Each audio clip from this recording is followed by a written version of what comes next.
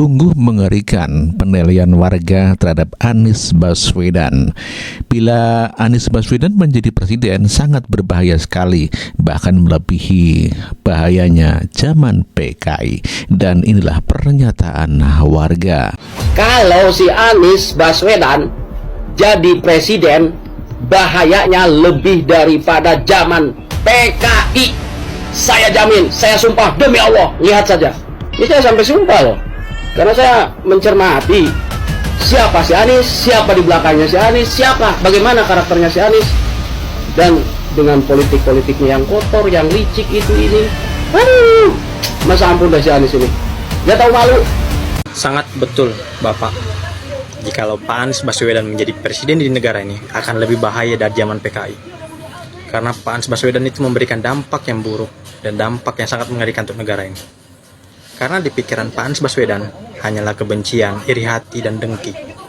Itulah makanya dia bergabung dengan gerombolan-gerombolan sakit hati, barisan sakit hati di negara ini untuk membuat isu yang aneh-aneh di negara ini. Kami sangat setuju jikalau Pak Anies Baswedan tidak menjadi presiden di negara ini. Karena negara ini negara kesatuan Republik Indonesia atau NKRI yang tidak bisa dipisahkan satu sama lain, yang tidak bisa diganggu ideologinya.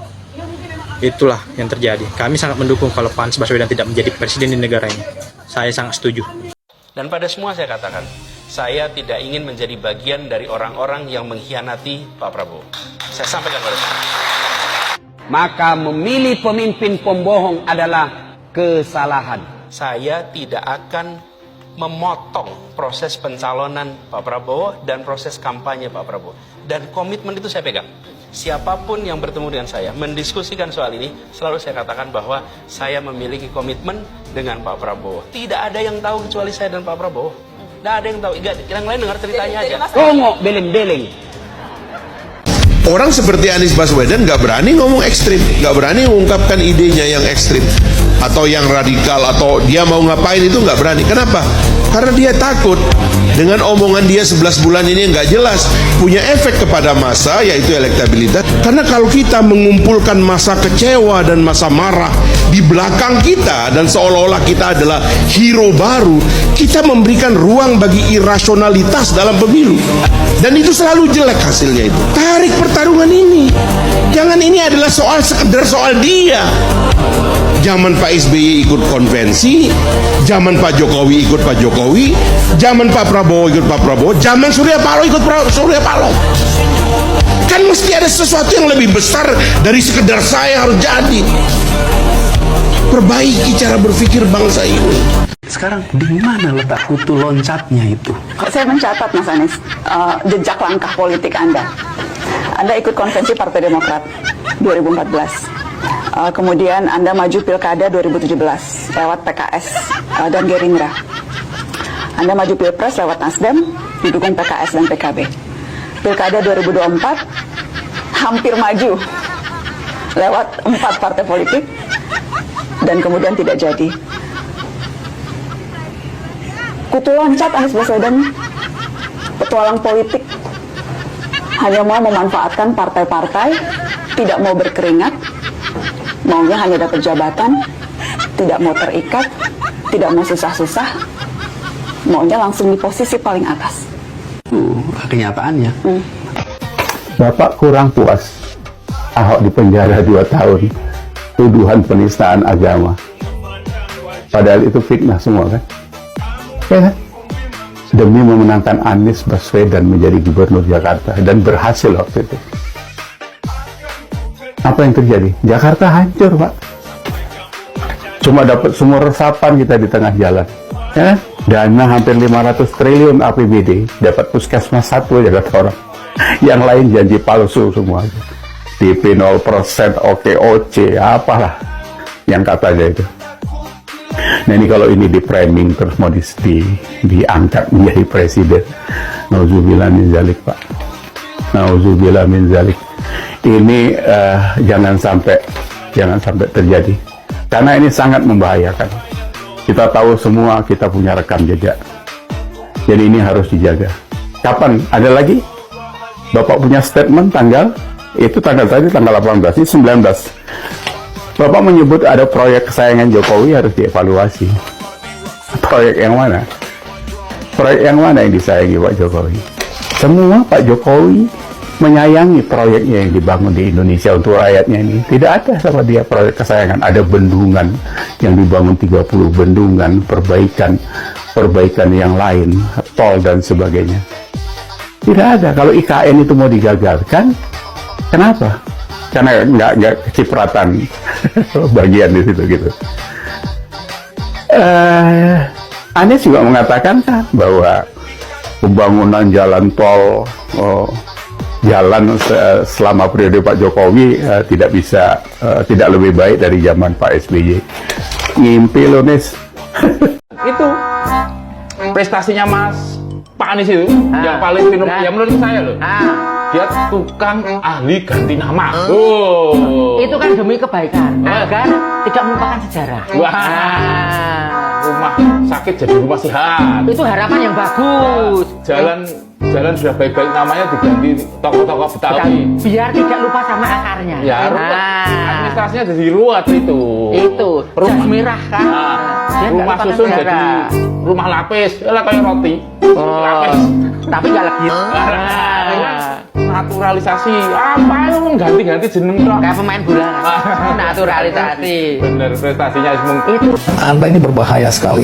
Anda memecah belah umat ketika Anda baru saja dilantik. Statement pertama Anda adalah ini kemenangan pribumi. Saya bicara tentang Jakarta yang dulu di dalam kolonialisme, Jakarta dijajah.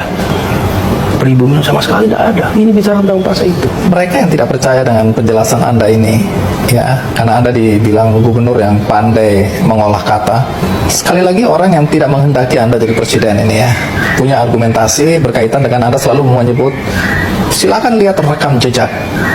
Rekam jejak Anda yang menjadi dosa Anda yang selalu disampaikan berulang-ulang. Dan ini beredar di masyarakat. Anda kan dulu bilang bagaimana kita harus merajut tenun kebinekaan. Tapi justru di era Anda membiarkan pendukung Anda menggunakan politik suku, politik agama. Sehingga sampai hari ini dampaknya kata orang sangat dirasakan adanya konflik. Jadi, bahaya banget kalau punya seorang pemimpin dengan rekam jejak sering berpelukan dengan kelompok radikal. Itulah jawabannya kenapa Anies ini bahaya banget untuk Indonesia. Karena dia terlalu dekat dan bahkan terkesan menunggangi kelompok radikal untuk dapetin kekuasaan. Pilkada Jakarta tahun 2017 itu udah cukup jadi bukti dan catatan buruk sejarah bangsa ini. Baik dia maupun pendukungnya sama-sama suka jualan agama dalam berpolitik. Itulah kenapa dia dijulukin bapak politik identitas. Tapi, kalau dia nekat mau nyapres, ya monggo. Itu kan haknya dia.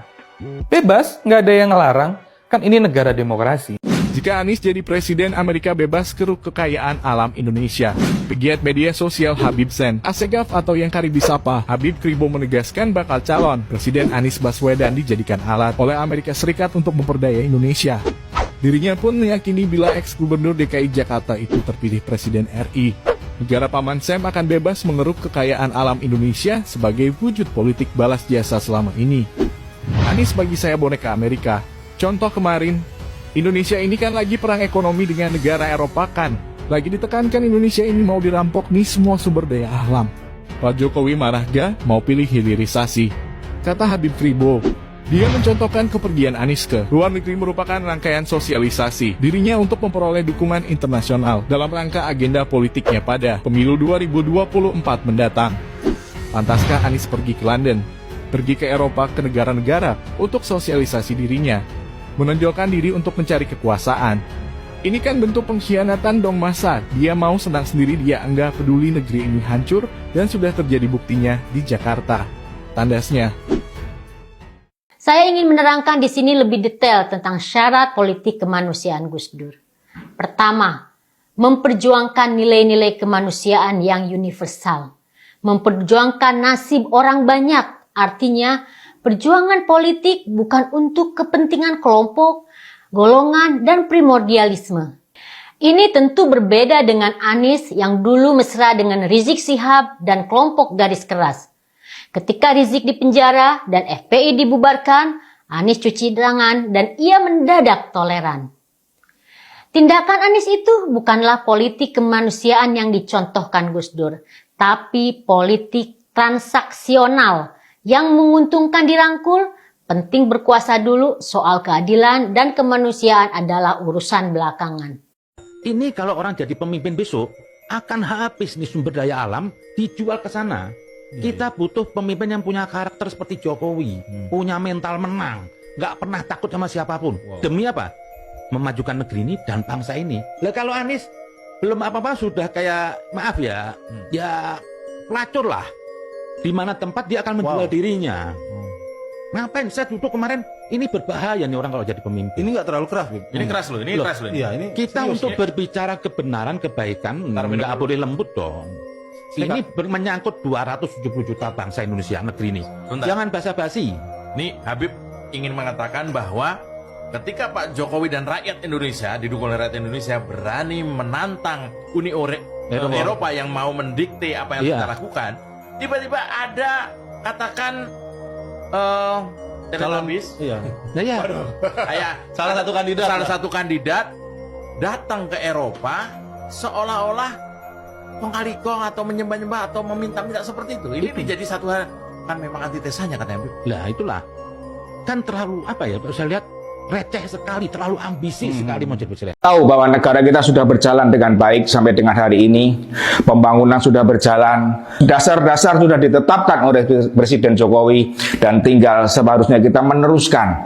Melangkah maju ke depan. Jangan mundur ke belakang. Tetapi sobat, orang ini justru mengatakan akan mengevaluasi mungkin. Akan melihat kembali ke belakang. Apa itu yang di belakang sobatku semuanya?